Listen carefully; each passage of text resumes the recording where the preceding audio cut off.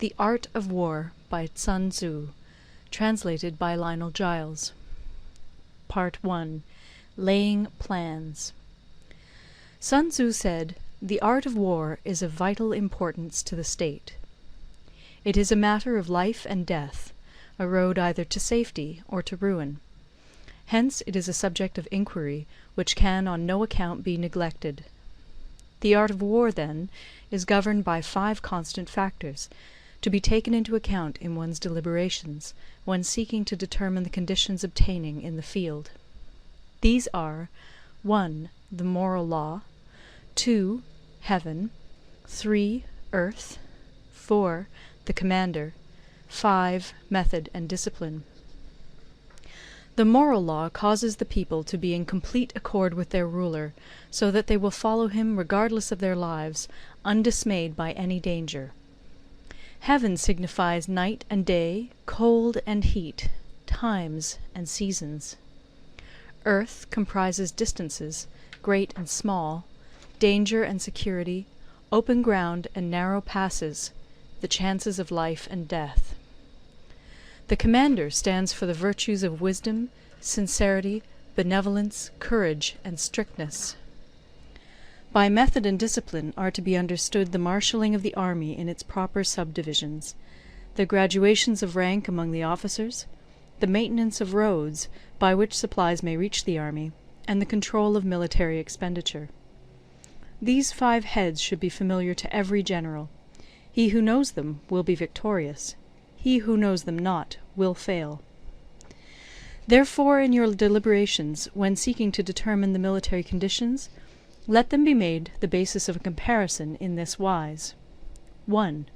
Which of the 2 sovereigns is imbued with the moral law? 2.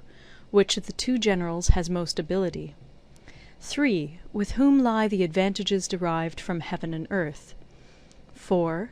On which side is discipline most rigorously enforced? 5. Which army is stronger? 6. On which side are officers and men more highly trained? 7. In which army is there the greater constancy both in reward and punishment? By means of these 7 considerations I can forecast victory or defeat. The general that hearkens to my counsel and acts upon it will conquer. Let such a one be retained in command. The general that hearkens not to my counsel nor acts upon it will suffer defeat. Let such a one be dismissed. While heeding the profit of my counsel, avail yourself also of any helpful circumstances over and beyond the ordinary rules. According as circumstances are favourable, one should modify one's plans. All warfare is based on deception. Hence, when able to attack, we must seem unable. When using our forces, we must seem inactive. When we are near, we must make the enemy believe we are far away. When far away, we must make him believe we are near. Hold out baits to entice the enemy. Feign disorder, and crush him.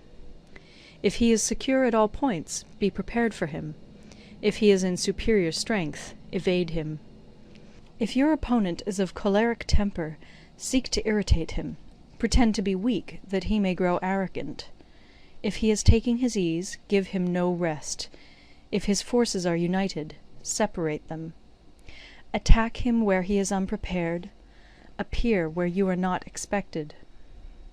These military devices, leading to victory, must not be divulged beforehand. Now the general who wins a battle makes many calculations in his temple ere the battle is fought. The general who loses a battle makes but few calculations beforehand. Thus do many calculations lead to victory, and few calculations to defeat. How much more no calculation at all? It is by attention to this point that I can foresee who is likely to win or lose. End of Part I. Part II. Waging War. Sun Tzu said, "In the operations of war, where there are in the field 1,000 swift chariots, as many heavy chariots, and 100,000 mail-clad soldiers, with provisions enough to carry them 1,000 li, the expenditure at home and at the front, including entertainment of guests, small items such as glue and paint, and sums spent on chariots and armour, will reach the total of 1,000 ounces of silver per day. Such is the cost of raising an army of 100,000 men. When you engage in actual fighting, if victory is long in coming, then men's weapons will grow dull and their ardour will be damped. If you lay siege to a town, you will exhaust your strength. Again, if the campaign is protracted, the resources of the state will not be equal to the strain. Now, when your weapons are dulled, your ardour damped, your strength exhausted, and your treasure spent, other chieftains will spring up to take advantage of your extremity. Then no man, however wise, will be able to avert the consequences that must ensue. Thus, though we have heard of stupid haste in war, cleverness has never been seen associated with long delays. There is no instance of a country having benefited from prolonged warfare. It is only one who is thoroughly acquainted with the evils of war that can thoroughly understand the profitable way of carrying it on. The skilful soldier does not raise a second levy. Neither are his supply wagons loaded more than twice. Bring war material with you from home, but forage on the enemy. Thus the army will have food enough for its needs. Poverty of the state exchequer causes an army to be maintained by contributions from a distance. Contributing to maintain an army at a distance causes the people to be impoverished. On the other hand, the proximity of an army causes prices to go up, and high prices cause the people's substance to be drained away. When their substance is drained away, the peasantry will be afflicted by heavy exactions. With this loss of substance and exhaustion of strength, the homes of the people will be stripped bare, and 3/10 of their income will be dissipated, while government expenses for broken chariots, worn-out horses, breastplates and helmets, bows and arrows, spears and shields, protective mantles, draught oxen, and heavy wagons will amount to 4/10 of its total revenue. Hence a wise general makes a point of foraging on the enemy. 1 cartload of the enemy's provisions is equivalent to 20 of one's own, and likewise a single picul of his provender is equivalent to 20 from one's own store. Now in order to kill the enemy, our men must be roused to anger. That there may be advantage from defeating the enemy, they must have their rewards. Therefore in chariot fighting, when 10 or more chariots have been taken, those should be rewarded who took the first. Our own flags should be substituted for those of the enemy, and their chariots mingled and used in conjunction with ours.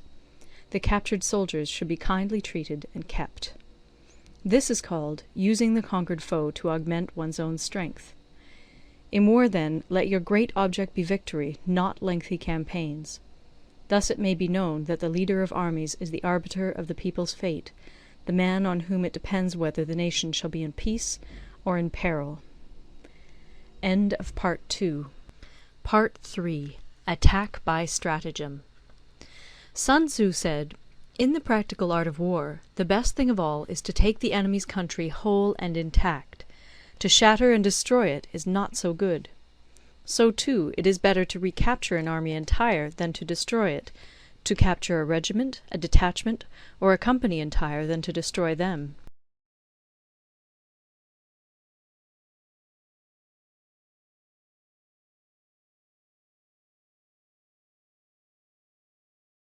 The highest form of generalship is to balk the enemy's plans. The next best is to prevent the junction of the enemy's forces. The next in order is to attack the enemy's army in the field. And the worst policy of all is to besiege walled cities. The rule is, not to besiege walled cities if it can possibly be avoided. The preparation of mantlets, movable shelters, and various implements of war will take up 3 whole months, and the piling up of mounds against the walls will take 3 months more. The general, unable to control his irritation, will launch his men to the assault like swarming ants, with the result that 1/3 of his men are slain, while the town still remains untaken. Such are the disastrous effects of a siege. Therefore the skilful leader subdues the enemy's troops without any fighting. He captures their cities without laying siege to them. He overthrows their kingdom without lengthy operations in the field. With his forces intact he will dispute the mastery of the empire, and thus, without losing a man, his triumph will be complete. This is the method of attacking by stratagem. It is the rule in war, if our forces are 10 to the enemy's 1, to surround him; if 5 to 1, to attack him; if twice as numerous, to divide our army into 2. If equally matched, we can offer battle; If slightly inferior in numbers, we can avoid the enemy; if quite unequal in every way, we can flee from him. Hence, though an obstinate fight may be made by a small force, in the end it must be captured by the larger force. Now the general is the bulwark of the state. If the bulwark is complete at all points, the state will be strong; if the bulwark is defective, the state will be weak. There are 3 ways in which a ruler can bring misfortune upon his army. 1. By commanding the army to advance or to retreat, being ignorant of the fact that it cannot obey. This is called hobbling the army. 2. By attempting to govern an army in the same way as he administers a kingdom, being ignorant of the conditions which obtain in an army. This causes restlessness in the soldiers' minds. 3. By employing the officers of his army without discrimination through ignorance of the military principle of adaptation to circumstances. This shakes the confidence of the soldiers. But when the army is restless and distrustful, trouble is sure to come from the other feudal princes. This is simply bringing anarchy into the army, and flinging victory away. Thus we may know that there are 5 essentials for victory. 1. He will win who knows when to fight and when not to fight. 2. He will win who knows how to handle both superior and inferior forces. 3. He will win whose army is animated by the same spirit throughout all its ranks. 4. He will win who, prepared himself, waits to take the enemy unprepared. 5. He will win who has military capacity and is not interfered with by the sovereign. Hence the saying, if you know the enemy and know yourself, you need not fear the result of 100 battles. If you know yourself, but not the enemy, for every victory gained you will also suffer a defeat. If you know neither the enemy nor yourself, you will succumb in every battle. End of Part 3. Part 4. Tactical dispositions. Sun Tzu said, "The good fighters of old first put themselves beyond the possibility of defeat, and then waited for an opportunity of defeating the enemy. To secure ourselves against defeat lies in our own hands, but the opportunity of defeating the enemy is provided by the enemy himself. Thus the good fighter is able to secure himself against defeat, but cannot make certain of defeating the enemy. Hence the saying, one may know how to conquer without being able to do it." Security against defeat implies defensive tactics. Ability to defeat the enemy means taking the offensive. Standing on the defensive indicates insufficient strength; attacking, a superabundance of strength. The general who is skilled in defence hides in the most secret recesses of the earth. He who is skilled in attack flashes forth from the topmost heights of heaven. Thus, on the one hand, we have ability to protect ourselves; on the other, a victory that is complete. To see victory only when it is within the ken of the common herd is not the acme of excellence. Neither is it the acme of excellence if you fight and conquer, and the whole empire says, "Well done!" To lift an autumn hair is no sign of great strength. To see the sun and moon is no sign of sharp sight. To hear the noise of thunder is no sign of a quick ear. What the ancients called a clever fighter is one who not only wins, but excels in winning with ease. Hence his victories bring him neither reputation for wisdom nor credit for courage. He wins his battles by making no mistakes. Making no mistakes is what establishes the certainty of victory, for it means conquering an enemy that is already defeated. Hence the skilful fighter puts himself into a position which makes defeat impossible, and does not miss the moment for defeating the enemy. Thus it is that in war the victorious strategist only seeks battle after the victory has been won, whereas he who is destined to defeat first fights and afterwards looks for victory. The consummate leader cultivates the moral law, and strictly adheres to method and discipline. Thus it is in his power to control success. In respect of military method we have, firstly, measurement; secondly, estimation of quantity; thirdly, calculation; fourthly, balancing of chances; fifthly, victory. Measurement owes its existence to earth; estimation of quantity to measurement; calculation to estimation of quantity; balancing of chances to calculation; and victory to balancing of chances. A victorious army opposed to a routed one is as a pound's weight placed in the scale against a single grain. The onrush of a conquering force is like the bursting of pent-up waters into a chasm 1,000 fathoms deep. Part 5. Energy. Sun Tzu said, "The control of a large force is the same principle as the control of a few men. It is merely a question of dividing up their numbers." Fighting with a large army under your command is nowise different from fighting with a small one. It is merely a question of instituting signs and signals. To ensure that your whole host may withstand the brunt of the enemy's attack and remain unshaken, this is effected by manoeuvres direct and indirect.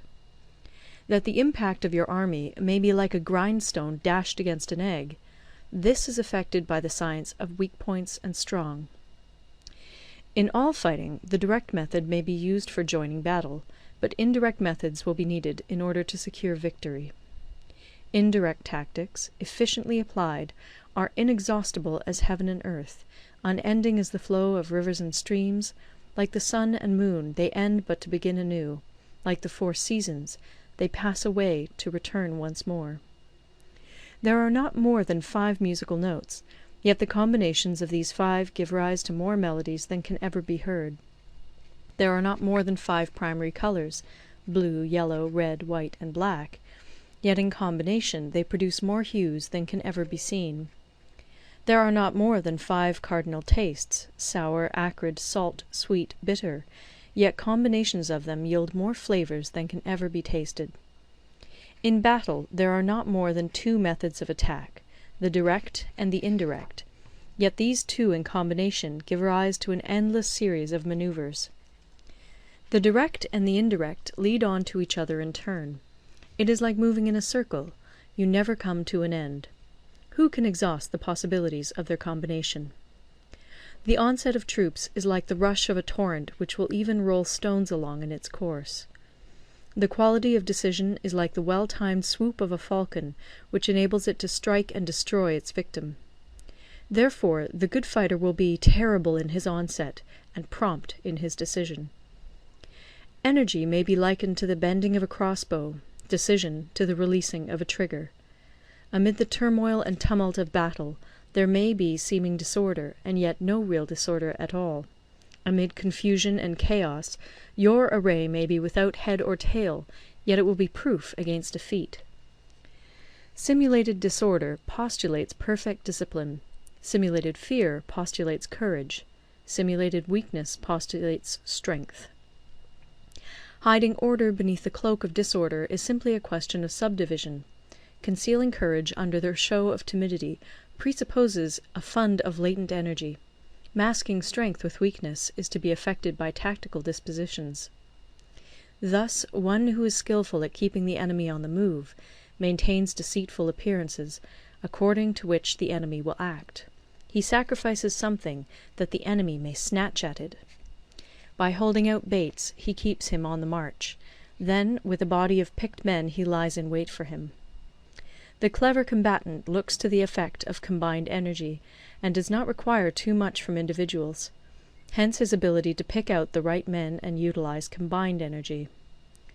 When he utilizes combined energy, his fighting men become as it were like unto rolling logs or stones, for it is the nature of a log or stone to remain motionless on level ground, and to move when on a slope. If four-cornered, to come to a standstill, but if round-shaped, to go rolling down.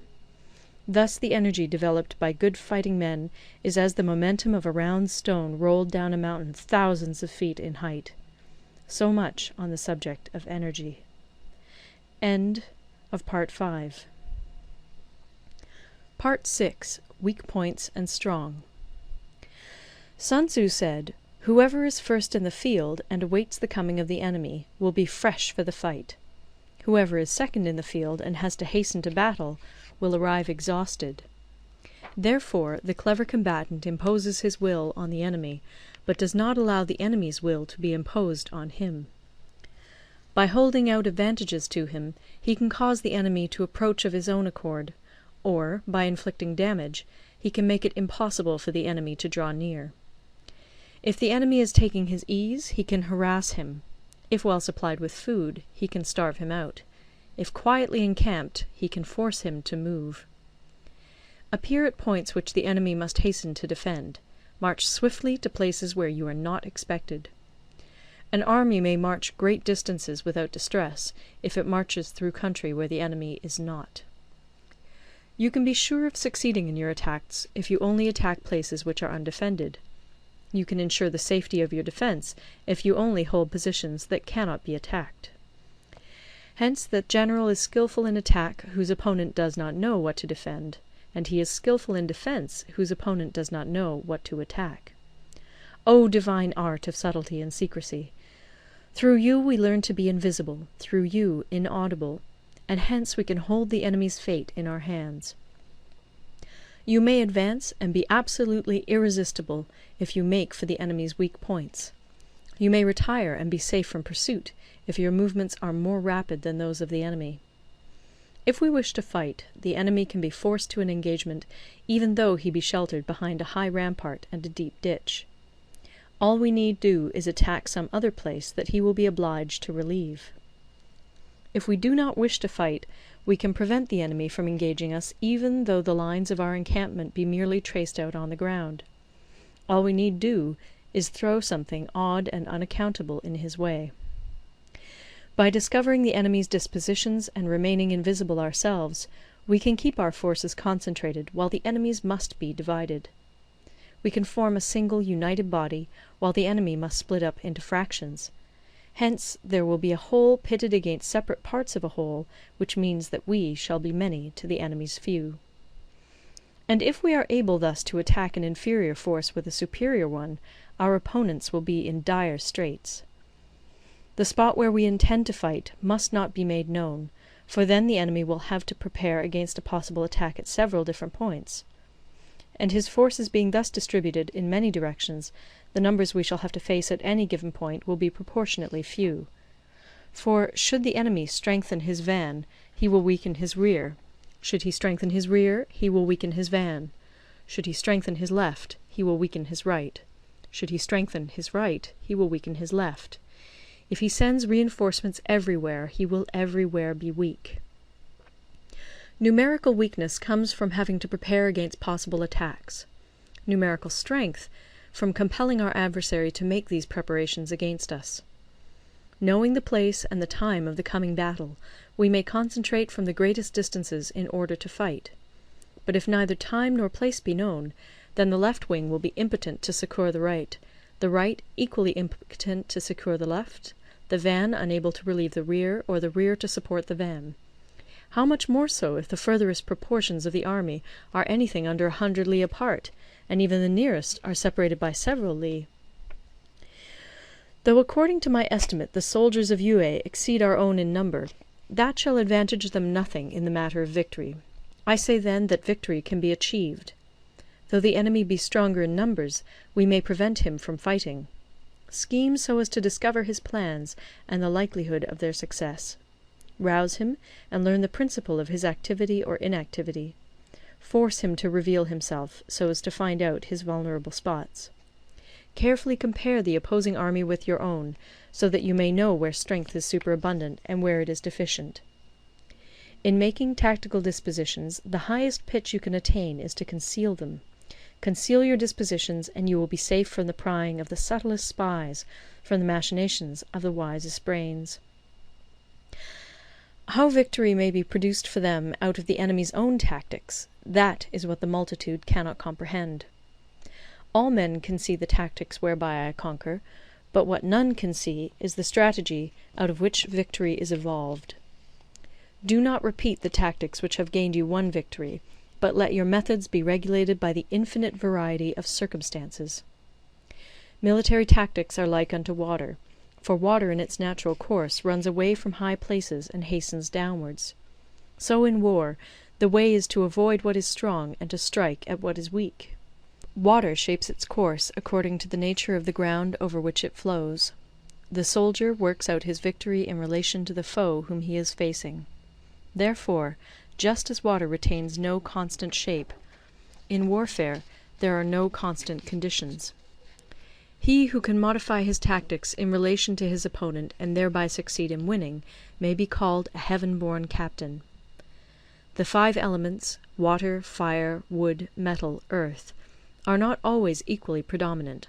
The 4 seasons make way for each other in turn. There are short days and long. The moon has its periods of waning and waxing.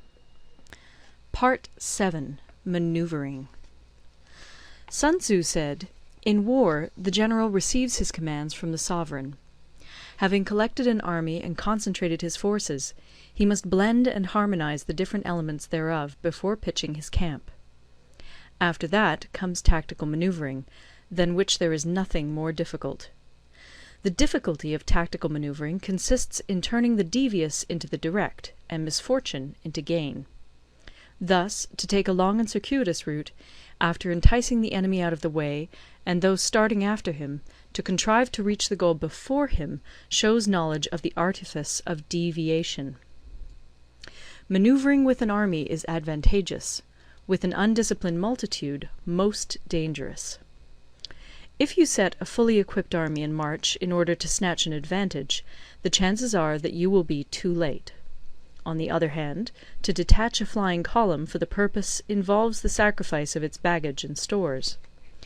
Thus, if you order your men to roll up their buff coats, and make forced marches without halting day or night, covering double the usual distance at a stretch, doing 100 li in order to wrest an advantage, the leaders of all your 3 divisions will fall into the hands of the enemy. The stronger men will be in front, the jaded ones will fall behind, and on this plan only 1/10 of your army will reach its destination. If you march 50 li in order to outmanoeuvre the enemy, you will lose the leader of your first division, and only half your force will reach the goal. If you march 30 li with the same object, 2/3 of your army will arrive. We may take it then that an army without its baggage train is lost; without provisions, it is lost; without bases of supply, it is lost. We cannot enter into alliances until we are acquainted with the designs of our neighbours. We are not fit to lead an army on the march unless we are familiar with the face of the country, its mountains and forests, its pitfalls and precipices, its marshes and swamps. We shall be unable to turn natural advantage to account unless we make use of local guides. In war, practice dissimulation and you will succeed. Whether to concentrate or to divide your troops must be decided by circumstances. Let your rapidity be that of the wind, your compactness that of the forest. In raiding and plundering be like fire, in immovability like a mountain. Let your plans be dark, and impenetrable as night, and when you move, fall like a thunderbolt. When you plunder a countryside, let the spoil be divided amongst your men. When you capture new territory, cut it up into allotments for the benefit of the soldiery. Ponder and deliberate before you make a move. He will conquer who has learnt the artifice of deviation. Such is the art of manoeuvring. The Book of Army Management says, "On the field of battle the spoken word does not carry far enough. Hence the institution of gongs and drums. Nor can ordinary objects be seen clearly enough. Hence the institution of banners and flags. Gongs and drums, banners and flags, are means whereby the ears and eyes of the host may be focused on one particular point. The host thus forming a single united body, it is impossible either for the brave to advance alone, or for the cowardly to retreat alone. This is the art of handling large masses of men. In night fighting, then, make much use of signal flyers and drums, and in fighting by day, of flags and banners, as a means of influencing the ears and eyes of your army. A whole army may be robbed of its spirit. A commander-in-chief may be robbed of his presence of mind. Now, a soldier's spirit is keenest in the morning; by noonday it has begun to flag, and in the evening his mind is bent only on returning to camp. A clever general, therefore, avoids an army when its spirit is keen, but attacks it when it is sluggish and inclined to return. This is the art of studying moods. Disciplined and calm, to await the appearance of disorder and hubbub amongst the enemy. This is the art of retaining self-possession. To be near the goal, while the enemy is still far from it, to wait at ease while the enemy is toiling and struggling, to be well fed while the enemy is famished. This is the art of husbanding one's strength. To refrain from intercepting an enemy whose banners are in perfect order, to refrain from attacking an army drawn up in calm and confident array, this is the art of studying circumstances. It is a military axiom not to advance uphill against the enemy, nor to oppose him when he comes downhill. Do not pursue an enemy who simulates flight. Do not attack soldiers whose temper is keen. Do not swallow bait offered by the enemy. Do not interfere with an army that is returning home. When you surround an army, leave an outlet free. Do not press a desperate foe too hard. Such is the art of warfare. End of Part 7. Part 8. Variation in Tactics. Sun Tzu said, "In war, the general receives his commands from the sovereign, collects his army, and concentrates his forces. When in difficult country, do not encamp. In country where high roads intersect, join hands with your allies. Do not linger in dangerously isolated positions. In hemmed-in situations, you must resort to stratagem. In desperate position, you must fight. There are roads which must not be followed, armies which must not be attacked, towns which must not be besieged, positions which must not be contested, commands of the sovereign which must not be obeyed." The general who thoroughly understands the advantages that accompany variation of tactics knows how to handle his troops. The general who does not understand these may be well acquainted with the configuration of the country, yet he will not be able to turn his knowledge to practical account. So, the student of war who is unversed in the art of war of varying his plans, even though he be acquainted with the 5 advantages, will fail to make the best use of his men. Hence, in the wise leader's plans, considerations of advantage and of disadvantage will be blended together. If our expectation of advantage be tempered in this way, we may succeed in accomplishing the essential part of our schemes. If, on the other hand, in the midst of difficulties we are always ready to seize an advantage, we may extricate ourselves from misfortune. Reduce the hostile chiefs by inflicting damage on them, and make trouble for them, and keep them constantly engaged. Hold out specious allurements, and make them rush to any given point. The art of war teaches us to rely not on the likelihood of the enemy's not coming, but on our own readiness to receive him; not on the chance of his not attacking, but rather on the fact that we have made our position unassailable. There are 5 dangerous faults which may affect a general. 1. Recklessness, which leads to destruction. 2. Cowardice, which leads to capture. 3. A hasty temper, which can be provoked by insults. 4. A delicacy of honour, which is sensitive to shame. 5. Over-solicitude for his men, which exposes him to worry and trouble. These are the 5 besetting sins of a general, ruinous to the conduct of war. When an army is overthrown and its leader slain, the cause will surely be found among these 5 dangerous faults. Let them be a subject of meditation. Part 9. The Army on the March. Sun Tzu said, "We come now to the question of encamping the army, and observing signs of the enemy. Pass quickly over mountains, and keep in the neighbourhood of valleys. Camp in high places, facing the sun. Do not climb heights in order to fight." So much for mountain warfare. After crossing a river, you should get far away from it. When an invading force crosses a river in its onward march, do not advance to meet it in midstream. It will be best to let half the army get across, and then deliver your attack. If you are anxious to fight, you should not go to meet the invader near a river which he has to cross. Moor your craft higher up than the enemy, and facing the sun. Do not move upstream to meet the enemy. So much for river warfare. In crossing salt marshes, your sole concern should be to get over them quickly, without any delay. If forced to fight in a salt marsh, you should have water and grass near you, and get your back to a clump of trees. So much for operations in salt marshes. In dry, level country, take up an easily accessible position with rising ground to your right and on your rear, so that the danger may be in front and safety lie behind. So much for campaigning in flat country. These are the 4 useful branches of military knowledge which enabled the Yellow Emperor to vanquish 4 several sovereigns. All armies prefer high ground to low, and sunny places to dark. If you are careful of your men and camp on hard ground, the army will be free from disease of every kind, and this will spell victory. When you come to a hill or a bank, occupy the sunny side, with the slope on your right rear. Thus you will at once act for the benefit of your soldiers, and utilize the natural advantages of the ground. When, in consequence of heavy rains up country, a river which you wish to ford is swollen and flecked with foam, you must wait until it subsides.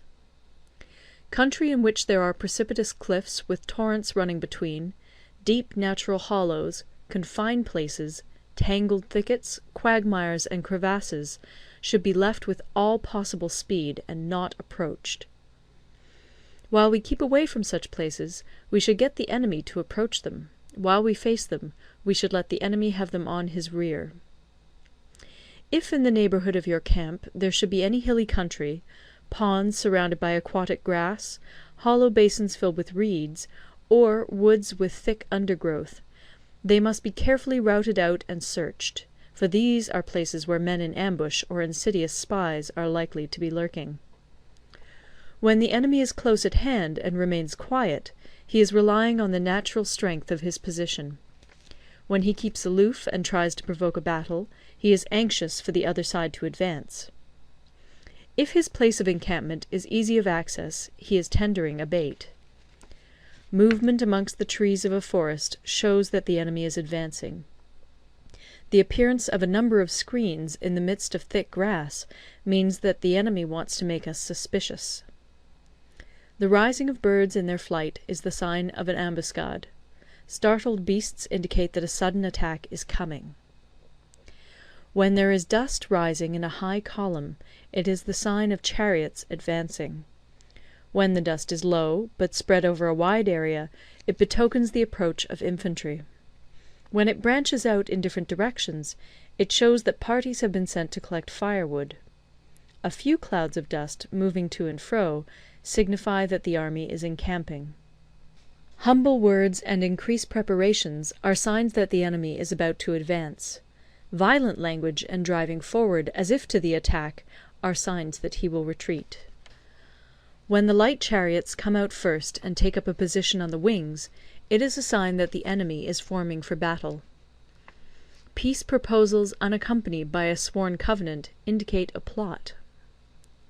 When there is much running about, and the soldiers fall into rank, it means that the critical moment has come. When some are seen advancing and some retreating, it is a lure. When the soldiers stand leaning on their spears, they are faint from want of food. If those who are sent to draw water begin by drinking themselves, the army is suffering from thirst. If the enemy sees an advantage to be gained and makes no effort to secure it, the soldiers are exhausted. If birds gather on any spot, it is unoccupied. Clamour by night betokens nervousness. If there is a disturbance in the camp, the general's authority is weak. If the banners and flags are shifted about, sedition is afoot. If the officers are angry, it means that the men are weary. When an army feeds its horses with grain and kills its cattle for food, and when the men do not hang their cooking pots over the campfires, showing that they will not return to their tents, you may know that they are determined to fight to the death. The sight of men whispering together in small knots, or speaking in subdued tones, points to disaffection amongst the rank and file. Too frequent rewards signify that the enemy is at the end of his resources. Too many punishments betray a condition of dire distress. To begin by bluster, but afterwards to take fright at the enemy's numbers, shows a supreme lack of intelligence. When envoys are sent with compliments in their mouths, it is a sign that the enemy wishes for a truce. If the enemy's troops march up angrily and remain facing ours for a long time without either joining battle or taking themselves off again, the situation is one that demands great vigilance and circumspection. If our troops are no more in number than the enemy, that is amply sufficient. It only means that no direct attack can be made. What we can do is simply to concentrate all our available strength, keep a close watch on the enemy, and obtain reinforcements. He who exercises no forethought, but makes light of his opponents, is sure to be captured by them. If soldiers are punished before they have grown attached to you, they will not prove submissive. And, unless submissive, they will be practically useless. If, when the soldiers have become attached to you, punishments are not enforced, they will still be useless. Therefore, soldiers must be treated in the first instance with humanity, but kept under control by means of iron discipline. This is a certain road to victory. If in training soldiers commands are habitually enforced, the army will be well disciplined. If not, its discipline will be bad. If a general shows confidence in his men, but always insists on his orders being obeyed, the gain will be mutual. End of Part 9. Part 10. Terrain. Sun Tzu said, we may distinguish 6 kinds of terrain, to wit, 1. Accessible ground, 2. Entangling ground, 3. Temporizing ground, 4. Narrow passes, 5. Precipitous heights, 6. Positions at a great distance from the enemy. Ground which can be freely traversed by both sides is called accessible. With regard to ground of this nature, be before the enemy in occupying the raised and sunny spots, and carefully guard your line of supplies. Then you will be able to fight with advantage. Ground which can be abandoned but is hard to reoccupy is called entangling. From a position of this sort, if the enemy is unprepared, you may sally forth and defeat him. But if the enemy is prepared for your coming, and you fail to defeat him, then, return being impossible, disaster will ensue. When the position is such that neither side will gain by making the first move, it is called temporizing ground. In a position of this sort, even though the enemy should offer us an attractive bait, it will be advisable not to stir forth, but rather to retreat, thus enticing the enemy in his turn. Then, when part of his army has come out, we may deliver our attack with advantage. With regard to narrow passes, if you can occupy them first, let them be strongly garrisoned and await the advent of the enemy. Should the army forestall you in occupying a pass, do not go after him if the pass is fully garrisoned, but only if it is weakly garrisoned. With regard to precipitous heights, if you are beforehand with your adversary, you should occupy the raised and sunny spots, and there wait for him to come up. If the enemy has occupied them before you, do not follow him, but retreat, and try to entice him away. If you are situated at a great distance from the enemy, and the strength of the two armies is equal, it is not easy to provoke a battle, and fighting will be to your disadvantage. These 6 are the principles connected with earth. The general who's attained a responsible post must be careful to study them. Now, an army is exposed to 6 several calamities, not arising from natural causes, but from faults for which the general is responsible. These are 1. Flight, 2. Insubordination, 3. Collapse, 4. Ruin, 5. Disorganization, 6. Rout. Other conditions being equal, if one force is hurled against another 10 times its size, the result will be the flight of the former. When the common soldiers are too strong and their officers too weak, the result is insubordination. When the officers are too strong and the common soldiers too weak, the result is collapse. When the higher officers are angry and insubordinate, and on meeting the enemy give battle on their own account from a feeling of resentment, before the commander-in-chief can tell whether or not he is in a position to fight, the result is ruin. When the general is weak and without authority, when his orders are not clear and distinct, When there are no fixed duties assigned to officers and men, and the ranks are formed in a slovenly, haphazard manner, the result is utter disorganization. When a general, unable to estimate the enemy's strength, allows an inferior force to engage a larger one, or hurls a weak detachment against a powerful one, and neglects to place picked soldiers in the front rank, the result must be rout. These are 6 ways of courting defeat, which must be carefully noted by the general who has attained a responsible post. The natural formation of the country is the soldier's best ally, but a power of estimating the adversary, of controlling the forces of victory, and of shrewdly calculating difficulties, dangers, and distances, constitutes the test of a great general. He who knows these things, and in fighting puts his knowledge into practice, will win his battles. He who knows them not, nor practices them, will surely be defeated. If fighting is sure to result in victory, then you must fight, even though the ruler forbid it. If fighting will not result in victory, then you must not fight even at the ruler's bidding. The general who advances without coveting fame, and retreats without fearing disgrace, whose only thought is to protect his country and do good service for his sovereign, is the jewel of the kingdom.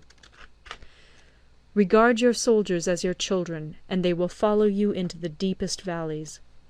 Look upon them as your own beloved sons, and they will stand by you even unto death. If, however, you are indulgent, but unable to make your authority felt, kind-hearted, but unable to enforce your commands, and incapable, moreover, of quelling disorder, then your soldiers must be likened to spoilt children. They are useless for any practical purpose. If we know that our own men are in a condition to attack, but are unaware that the enemy is not open to attack, we have gone only half-way towards victory. If we know that the enemy is open to attack, but are unaware that our own men are not in a condition to attack, we have gone only half-way towards victory. If we know that the enemy is open to attack, and also know that our men are in a condition to attack, but are unaware that the nature of the ground makes fighting impracticable, we have still only gone half-way towards victory. Hence the experienced soldier, once in motion, is never bewildered. Once he has broken camp, he is never at a loss. Hence the saying, "If you know the enemy and know yourself, your victory will not stand in doubt. If you know heaven and know earth, you may make your victory complete." Part 11. The 9 Situations. Sun Tzu said, "The art of war recognizes 9 varieties of ground. 1. Dispersive ground. 2. Facile ground. 3. Contentious ground. 4. Open ground. 5. Ground of intersecting highways. 6. Serious ground. 7. Difficult ground. 8. Hemmed-in ground. 9. Desperate ground. When a chieftain is fighting in his own territory, it is dispersive ground. When he has penetrated into hostile territory, but to no great distance, it is facile ground. Ground the possession of which imports great advantage to either side is contentious ground. Ground on which each side has liberty of movement is open ground. Ground which forms the key to 3 contiguous states, so that he who occupies it first has most of the empire at his command, is a ground of intersecting highways. When an army has penetrated into the heart of a hostile country, leaving a number of fortified cities in its rear, it is serious ground. Mountain forests, rugged steeps, marshes, and fens, all country that is hard to traverse, this is difficult ground. Ground which is reached through narrow gorges, and from which we can only retire by tortuous paths, so that a small number of the enemy would suffice to crush a large body of our men, this is hemmed-in ground.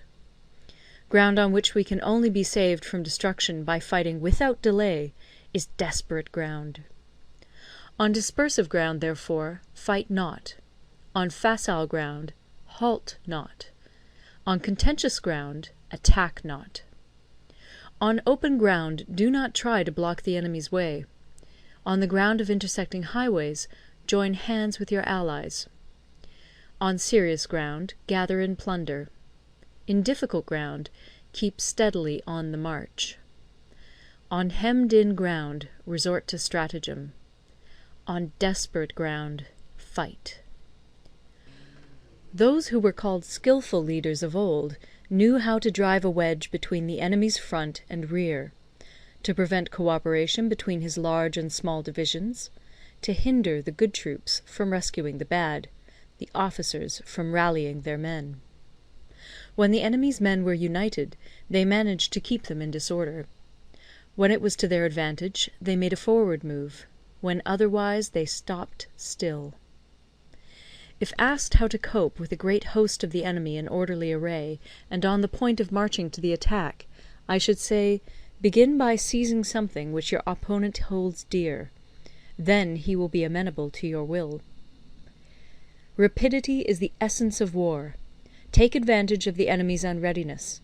Make your way by unexpected routes, and attack unguarded spots. The following are the principles to be observed by an invading force. The further you penetrate into a country, the greater will be the solidarity of your troops, and thus the defenders will not prevail against you. Make forays in fertile country in order to supply your army with food. Carefully study the well-being of your men, and do not overtax them. Concentrate your energy and hoard your strength. Keep your army continually on the move, and devise unfathomable plans. Throw your soldiers into positions whence there is no escape, and they will prefer death to flight. If they will face death, there is nothing they may not achieve. Officers and men alike will put forth their uttermost strength. Soldiers, when in desperate straits, lose the sense of fear. If there is no place of refuge, they will stand firm. If they are in hostile country, they will show a stubborn front. If there is no help for it, they will fight hard. Thus, without waiting to be marshalled, the soldiers will be constantly on the qui-vive. Without waiting to be asked, they will do your will. Without restrictions, they will be faithful. Without giving orders, they can be trusted. Prohibit the taking of omens, and do away with superstitious doubts. Then, until death itself comes, no calamity need be feared. If our soldiers are not overburdened with money, it is not because they have a distaste for riches. If their lives are not unduly long, it is not because they are disinclined to longevity. On the day they are ordered out to battle, your soldiers may weep, those sitting up bedewing their garments, and those lying down, letting the tears run down their cheeks. But let them once be brought to bay, and they will display the courage of a Chu or a Kui. The skilful tactician may be likened to the Shuai-jan. Now, the Shuai-jan is a snake that is found in the Ch'ung Mountains. Strike at its head, and you will be attacked by its tail. Strike at its tail, and you will be attacked by its head. Strike at the middle, and you will be attacked by head and tail both. Asked if an army can be made to imitate the Shuai-jan, I should answer yes. For the men of Wu and the men of Yue are enemies. Yet if they are crossing a river in the same boat, and are caught by a storm, they will come to each other's assistance, just as the left hand helps the right. Hence it is not enough to put one's trust in the tethering of horses and the burying of chariot wheels in the ground. The principle on which to manage an army is to set up one standard of courage, which all must reach. How to make the best of both strong and weak, that is a question involving the proper use of ground. Thus, the skilful general conducts his army just as though he were leading a single man, willy-nilly, by the hand. It is the business of a general to be quiet, and thus ensure secrecy; upright and just, and thus maintain order. He must be able to mystify his officers and men by false reports and appearances, and thus keep them in total ignorance. By altering his arrangements and changing his plans, he keeps the enemy without definite knowledge. By shifting his camp and taking circuitous routes, he prevents the enemy from anticipating his purpose. At the critical moment the leader of an army acts like one who has climbed up a height and then kicks away the ladder behind him.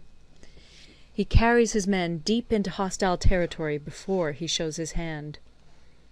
He burns his boats and breaks his cooking pots. Like a shepherd driving a flock of sheep, he drives his men this way and that, and nothing knows whither he is going. To muster his host and bring it into danger, this may be termed the business of the general.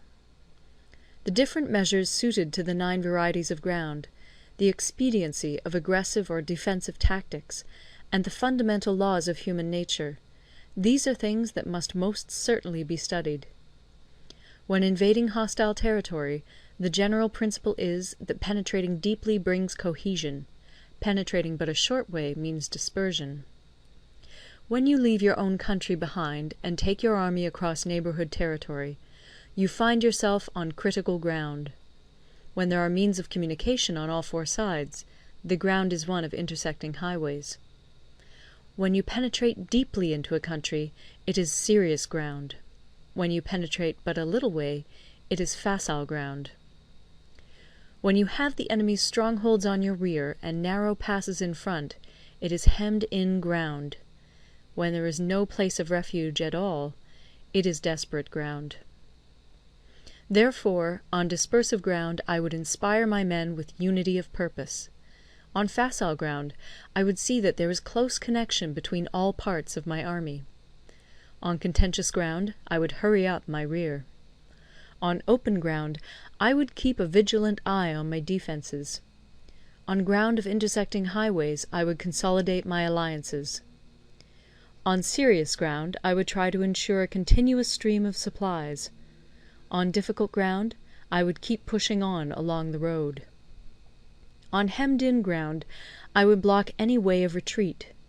On desperate ground I would proclaim to my soldiers the hopelessness of saving their lives. For it is the soldier's disposition to offer an obstinate resistance when surrounded, to fight hard when he cannot help himself, and to obey promptly when he has fallen into danger.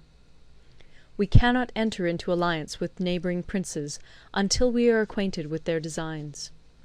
We are not fit to lead an army on the march unless we are familiar with the face of the country, its mountains and forests, its pitfalls and precipices, its marshes and swamps. We shall be unable to turn natural advantages to account unless we make use of local guides. To be ignored of any one of the following 4 or 5 principles does not befit a warlike prince. When a warlike prince attacks a powerful state, his generalship shows itself in preventing the concentration of the enemy's forces. He overawes his opponents, and their allies are prevented from joining against him. Hence he does not strive to ally himself with all and sundry, nor does he foster the power of other states. He carries out his own secret designs, keeping his antagonists in awe. Thus he is able to capture their cities and overthrow their kingdoms. Bestow rewards without regard to rule, issue orders without regard to previous arrangements, and you will be able to handle a whole army as though you had to do with but a single man. Confront your soldiers with the deed itself. Never let them know your design. When the outlook is bright, bring it before their eyes, but tell them nothing when the situation is gloomy. Place your army in deadly peril, and it will survive. Plunge it into desperate straits, and it will come off in safety. For it is precisely when a force has fallen into harm's way that it is capable of striking a blow for victory. Success in warfare is gained by carefully accommodating ourselves to the enemy's purpose. By persistently hanging on the enemy's flank, we shall succeed in the long run in killing the commander-in-chief. This is called ability to accomplish a thing by sheer cunning.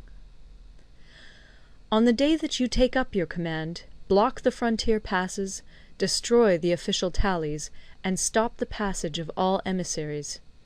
Be stern in the council chamber, so that you may control the situation. If the enemy leaves the door open, you must rush in. Forestall your opponent by seizing what he holds dear, and subtly contrive to time his arrival on the ground. Walk in the path defined by rule, and accommodate yourself to the enemy until you can fight a decisive battle. At first, then, exhibit the coyness of a maiden, until the enemy gives you an opening. Afterwards emulate the rapidity of a running hare, and it will be too late for the enemy to oppose you. Part 12. The Attack by Fire. Sun Tzu said, "There are 5 ways of attacking with fire. The first is to burn soldiers in their camp. The second is to burn stores. The third is to burn baggage trains. The fourth is to burn arsenals and magazines. The fifth is to hurl dropping fire amongst the enemy." In order to carry out an attack, we must have means available. The material for raising fire should always be kept in readiness. There is a proper season for making attacks with fire, and special days for starting a conflagration. The proper season is when the weather is very dry. The special days are those when the moon is in the constellations of the Sieve, the Wall, the Wing, or the Crossbar, for these 4 are all days of rising wind. In attacking with fire, one should be prepared to meet 5 possible developments. 1. When fire breaks out inside to enemy's camp, respond at once with an attack from without. 2. If there is an outbreak of fire, but the enemy's soldiers remain quiet, bide your time and do not attack. 3. When the force of the flames has reached its height, follow it up with an attack, if that is practicable. If not, stay where you are. 4.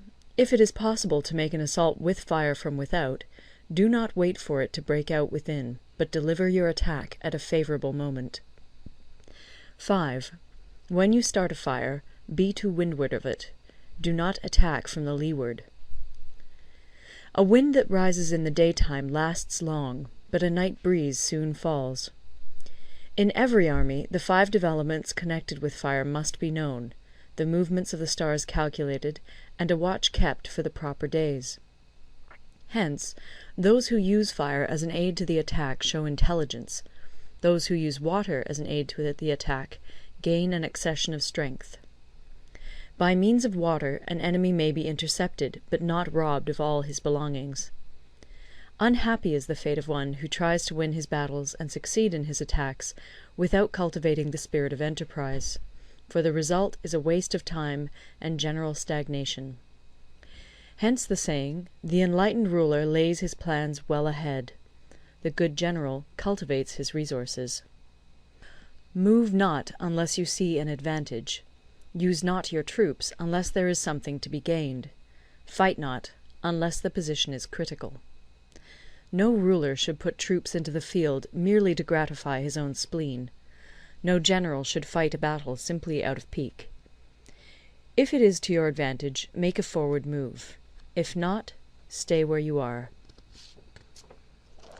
Anger may in time change to gladness. Vexation may be succeeded by content. But a kingdom that has once been destroyed can never come again into being, nor can the dead ever be brought back to life. Hence the enlightened ruler is heedful, and the good general full of caution. This is the way to keep a country at peace and an army intact. End of Part 12. Part 13. The Use of Spies. Sun Tzu said, "Raising a host of 100,000 men, and marching them great distances, entails heavy loss on the people, and a drain on the resources of the state. The daily expenditure will amount to 1,000 ounces of silver. There will be commotion at home and abroad, and men will drop down exhausted on the highways. As many as 700,000 families will be impeded in their labour. Hostile armies may feast each other for years, striving for the victory which is decided in a single day. This being so, to remain in ignorance of the enemy's condition simply because one grudges the outlay of 100 ounces of silver in honours and emoluments is the height of inhumanity. One who acts thus is no leader of men, no present help to his sovereign, no master of victory. Thus, what enables the wise sovereign and the good general to strike and conquer, and achieve things beyond the reach of ordinary men, is foreknowledge. Now, this foreknowledge cannot be elicited from spirits. It cannot be obtained inductively from experience, nor by any deductive calculation. Knowledge of the enemy's dispositions can only be obtained from other men. Hence the use of spies, of whom there are 5 classes: 1. Local spies; 2. Inward spies; 3. Converted spies; 4. Doomed spies; 5. Surviving spies. When these 5 kinds of spy are all at work, none can discover the secret system. This is called divine manipulation of the threads. It is the sovereign's most precious faculty. Having local spies means employing the services of the inhabitants of a district. Having inward spies, making use of officials of the enemy. Having converted spies, getting hold of the enemy's spies and using them for our own purposes. Having doomed spies, doing certain things openly for purposes of deception, and allowing our spies to know of them and report them to the enemy. Surviving spies, finally, are those who bring back news from the enemy's camp. Hence it is that none in the whole army are more intimate relations to be maintained than with spies. None should be more liberally rewarded. In no other business should greater secrecy be preserved. Spies cannot be usefully employed without a certain intuitive sagacity. They cannot be properly managed without benevolence and straightforwardness. Without subtle ingenuity of mind, one cannot make certain of the truth of their reports. Be subtle, and use your spies for every kind of business. If a secret piece of news is divulged by a spy before the time is ripe, he must be put to death together with the man to whom the secret was told. Whether the object be to crush an army, to storm a city, or to assassinate an individual, it is always necessary to begin by finding out the names of the attendants, the aides-de-camp, and doorkeepers and sentries of the general in command. Our spies must be commissioned to ascertain these. The enemy's spies, who have come to spy on us, must be sought out, tempted with bribes, led away, and comfortably housed. Thus they will become converted spies and available for our service. It is through the information brought by the converted spy that we are able to acquire and employ local and inward spies. It is owing to this information again that we can cause the doomed spy to carry false tidings to the enemy. Lastly, it is by this information that the surviving spy can be used on appointed occasions. The end and aim of spying in all its 5 varieties is knowledge of the enemy, and this knowledge can only be derived in the first instance from the converted spy. Hence it is essential that the converted spy be treated with the utmost liberality. Of old, the rise of the Yin dynasty was due to Yi Qi, who had served under the Xia. Likewise, the rise of the Chu dynasty was due to Liu Ya, who had served under the Yin. Hence it is only the enlightened ruler and the wise general who will use the highest intelligence of the army for purposes of spying, and thereby they achieve great results. Spies are a most important element in water, because on them depends an army's ability to move. End of The Art of War. Recorded in Toronto, Ontario by Moira Fogarty.